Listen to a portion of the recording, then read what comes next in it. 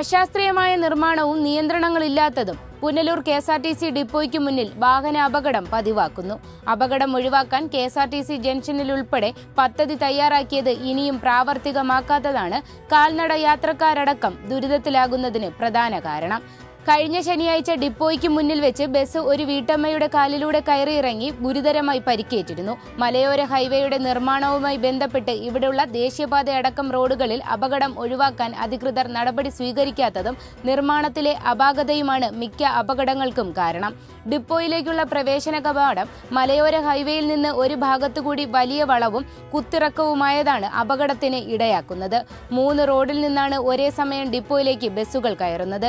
ദേശീയപാതയിൽ വലിയ പാലം കഴിഞ്ഞു വരുന്ന ബസ്സുകൾ ഇറക്കവും വളവും കഴിഞ്ഞ് ഡിപ്പോയിലേക്ക് കയറുമ്പോൾ ഇതുവഴി വരുന്ന കാൽനടക്കാരെ ഇടിച്ചിടുന്ന സാഹചര്യമാണ്.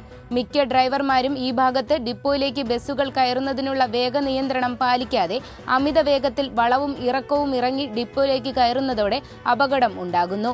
സുരക്ഷയ്ക്കായി ഈ ഭാഗത്ത് കെ.എസ്.ആർ.ടി.സിയുടെ സെക്യൂരിറ്റിയോ പോലീസിനെയോ നിയമിക്കാൻ അധികൃതർ തയ്യാറാകുന്നില്ല. ഡിപ്പോയിലേക്ക് വരുന്നവരും പോകുന്നവരുമല്ലാതെ മെയിൻ റോഡിലൂടെയുള്ള കാൽനടക്കാരും അപകടത്തിലാകുന്നു. വലിയ പാലം വഴിയും അഞ്ചൽ കൊട്ടാരക്കര ഭാഗത്തു നിന്നും ഒരേ സമയം ഡിപ്പോയിലേക്ക് ബസ്സുകൾ വരുന്നത് നിയന്ത്രിക്കാൻ നടപടിയുമില്ല. മലയോര ഹൈവേയിലൂടെ വാഹനങ്ങളുടെ അമിത വേഗവും ഡിപ്പോയ്ക്ക് മുന്നിലെ ഓട്ടോകൾ നിയന്ത്രണമില്ലാതെ ആളുകളെ കയറ്റി ഇറക്കുന്നതും ആരും തടയാനുമില്ല.